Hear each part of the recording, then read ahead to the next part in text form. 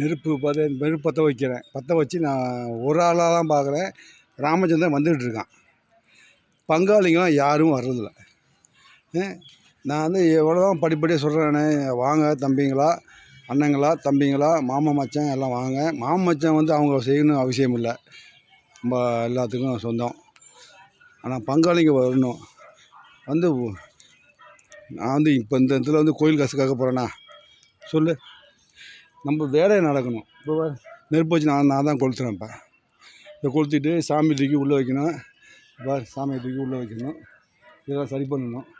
இதெல்லாம் சரி பண்ணுறது எப்படி பண்ணுறது? நான் இப்போ அவர் வந்துட்டுருக்காரு. வந்த பிறகு அவர் வந்தோன்னா செஞ்சு செய்யணும்.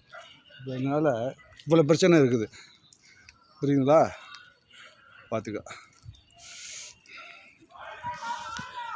மாமச்சனை எப்படி வர சொல்ல முடியும்?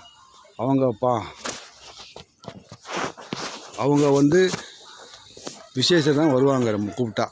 ஆனால் பங்காளிங்க எல்லாருமே வரணும். பங்காளிங்க வந்து நம்ம கோயிலுக்கு கொஞ்சம் வேலை பார்க்கணும்.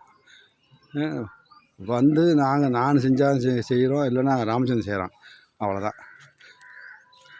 சதீஷு உடம்பு முடியாமல் இருக்கிறான், அவன் வர முடியல. மற்றவங்க வரலாம்ல? சொல்லுங்கள், ஏன் இப்படி பண்ணுறீங்க?